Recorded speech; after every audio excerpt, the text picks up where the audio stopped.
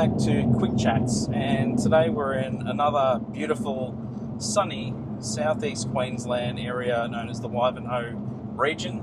Today we've got a guest with us. Lovely Janine from MEGT has joined us, and she's going to help, I guess, maybe discuss and tease apart the topic of career pathways, employment models, and particularly of interest to us, obviously, is some of the cyber career pathways that they offer. But I'll get Janine to introduce herself. Thanks for coming along. Thanks, James. Hi, everyone. The National Sales Manager at MEGT for our group training organisation side to our business. Pleasure to be here. Thank you. Oh, that's great. Now, do you want to give maybe a little bit of an intro around MEGT and perhaps group training and how that sort of sits in the market? Yeah, sure. So there's a little bit about confusion around MEGT and the size of our business and who does what. So within our business, we've got two core services. One is our Apprenticeship Connect provider side to our business, which is a fully federally funded program that every apprentice or trainee needs to get signed up and go through an ACP. So that's regardless of who their apprenticeship is with. Regardless. And I work for the recruitment and managed services side to our business, essentially the group training side, where we employ the apprentice or the trainee, and then we find hosts to support them on the day-to-day. Sure. And the GTO has been around for a really long time, 40 years in fact. Yeah, wow. Geez, that's a long time in market. It is, it is. So we've perfected the art, I would say, in what we do. It's actually what MEGT stands for, Melbourne East Group Training. So that's how we came about. I won't hold it against you, from Melbourne. It's okay. So under the group training model, we actually recruit the talent. Yep. We employ them under our under the model. We provide the coaching and pastoral care for both the apprentice and the trainee, as well as the direct supervisors. All of the reporting and administration that's involved with that. We liaise with the RTO, the Registered Training Organisation. Yep. It's a really flexible model. And under that model, given 14 days notice, if the apprentice or the trainee isn't quite right, we actually take them off your hands and find you someone else and find them somewhere else. Yeah, because that's kind of a win-win, because if it's not working for either party, whether that's the trainee apprentice or the host employer, then no one's really having a good time. That's right. It's not a successful outcome for anybody if that doesn't work. So we try very hard to make sure that it does work and that it is the right fit. Yep. We actually have a recruitment team who specialise in sourcing the right talent. Sure. And we have a process in place which I guess minimises the risk involved, and we make sure that we try very hard to make sure we get it right every time. Sure. And when you say minimise the risk, is part of that benefit that you guys have got the infrastructure, for HR, pay rates, skills? Yeah. A part of the employment of an apprentice or a trainee, there is a lot of, industrial relations and employment relations involved with that to make sure that we're, paying the apprentice or the trainee correctly. And it's a burden, I would say, that we take off our host hands, and in understanding that and making sure that we're getting it right. Well, it's a tricky thing, right? And we've seen where, businesses and no ill intent either, where they've either read the wrong award or they weren't aware of, the conditions of sites or EBAs, and it can kind of all come unstuck a bit. That's right. We manage it really closely. Yep. That's good, and then everyone knows where they stand in that process, because recruitment and people management isn't always a thing that, especially SMEs, have the right resources to manage well. No, that's right. That's where we come in. They don't have the capacity to manage it, or sometimes not even the willingness or desire to do that. Yeah. So it's quite complicated and complex, the vet sector, in understanding, which qualification is right, which RTO is right. Yeah. And we take that complexity off our host's hands and manage it for them. Yeah, great. And they can just get on with doing What it is they want to do. Yeah, that's right. Yeah. They focus on their core business. Sure. Yeah, and we're there to support and add a layer of support to the trainee. Yep. You know, we come out every 10 weeks to make sure that they are on track. Okay. Yep. And So it's not just sort of set and forget. You guys are there the way through. That's right. We're there the whole way through for the entire length of their qualification. And with our support, apprentices and trainees are actually 30% more likely to complete their qualification compared to those that don't have that wraparound support. Yep. That's a statistic that we're really proud of, and one that we would like to improve. Yeah. I mean, look, that's an important thing, right? Because we know there's skills shortages across multiple industries, and obviously, you know, we think about cyber and that market, the kinds of people that we need today that we don't have. Completion rates, that matters. That's right. It really matters. It really does matter. And, you know, when you're looking at the IT sector alone, it's in Australia, one of Australia's largest growing industries. Come 2030, what we know right now is that within the cyber sector, they're 50,000 people short. Within IT, they're 1.2 million people short come 2030. So we don't have a huge amount of time to bridge that gap. Sure. And that's what we're trying to achieve. Yeah. Now, I was really interested when we caught up at one of the industry events where we met, you know, a little while back.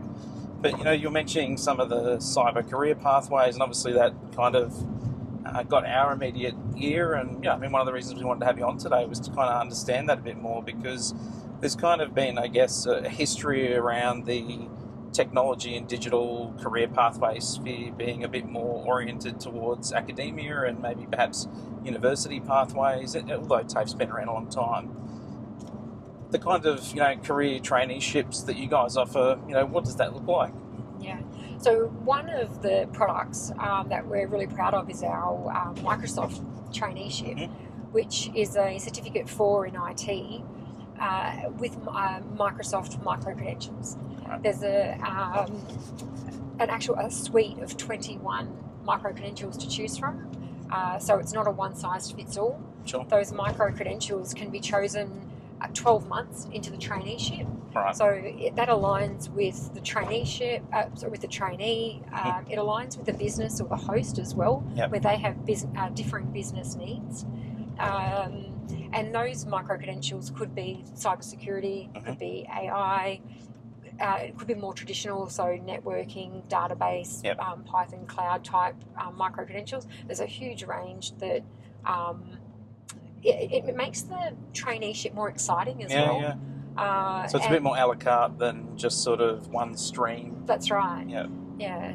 And you touched on before around the university pathway, which is your traditional pathway within the IT sector. It's not the only way, and that's what we're having conversations with potential hosts around. Instead of attracting that talent and your interns or your degree qualified people, that's not the only option that you have with building your workforce and building that capability within your organisation. There are other ways that you can do it, and this is a great way to do it. On the job training for the trainee, it's great because they're getting paid to learn, and the host is getting somebody who is someone that may be a better fit for their business for those softer skills. I'm keen to understand then, with host employers, are they coming from the technology space or are they SMEs or all walks? So you would kind of think that typically it would be the larger organisations that maybe have a more mature IT team that they're trying to build. In fact, a lot of SMEs are coming to us now and asking and seeing the value in building that team within their own businesses, particularly in the cyber space, and making sure that their business is set up to succeed. And the cyber sector of their business is really important, and they're starting to understand that they may need to look at that and invest in making sure that they're getting it right. Well, capability takes talent. I mean, like there's a lot of systems out there now, right? There's a lot of digital transformation going on in the cybersphere, and people talk about AI and other types of emerging technologies, but there's no still replacement for the skills that people on the ground to be able to provide these amazing type of future services, but just the capability gap, I guess, at the moment. Yeah, and we're really lucky. I don't know if it's luck or if it's expertise, but we have got some amazing talent coming through who are just absolutely kicking goals. Yep. And the feedback that we get from our hosts, particularly in the IT space, is really promising. And it's really great to hear the work that they're doing and the contribution that they're making to the hosts. It's wonderful. Yeah. And where are these newcomers coming to industry? Like, where are they coming from, and what are they looking for? Yeah. All walks of life. Yeah. So these are young, first-time work experience kids. 17-year-olds, 18-year-olds, but it's also the mature age as well. We've got a number of mature-aged trainees who are just looking for a change in their career. Yeah. And they've got an immense amount of potential skills and experience that they bring to our hosts as well. Yeah, that's amazing. And is it, obviously cyber's not the only one, but it's across all disciplines, I gather? Yeah, that's right. So IT is just one component. Yeah. We have our blue collar, our trades and apprentices, but also in the white collar corporate space and in IT. Yeah, absolutely. Well, what are you seeing, I guess, as part of the emerging opportunity that businesses could maybe look to a group training provider to fill? Is it being able to respond to tenders? Is it about building out a more comprehensive workforce? What are the kinds of things that businesses can think about when resourcing? Yeah. So for many of our larger clients, they may, if they're going for tenders, which are over $10 million, which are federally funded tenders, there's actually something called an Australian Skills Guarantee. Sure. So as a part of those commitments to that guarantee, those hosts actually need to have a proportion of their workforce who are trainees. Yeah, right. So that's something that they may need to consider when they're going for tenders. But it's about building the workforce for the future, and that's why apprentices and trainees have always been incorporated into businesses, because they're wanting to invest in talent into their own business so that their business succeeds. Oh, that's amazing. Brilliant. I mean, I think certainly things have changed. I know it's been a long time since I've been back in that sphere, but it sounds like it's never been a better time to either pivot if you're in a career and you're looking to change, or you're someone who's an industry entrant looking to come into industry. There's so much opportunity at the moment. For trainees who are looking to, or for anybody, career changes or early career opportunities. Yeah, never been a better time. Yeah, amazing. Janine, thank you very much for coming on today. We really appreciate it, and it's been great to learn, and I guess kind of confirm that there's some alternative ways to enter the market and forward your career in this space. So no, thank you. Thank you. Thanks, James. Thanks for having me. Thanks for coming. We'll see you on the next episode. Until then, we'll take the slow road home. Thanks for coming. Bye.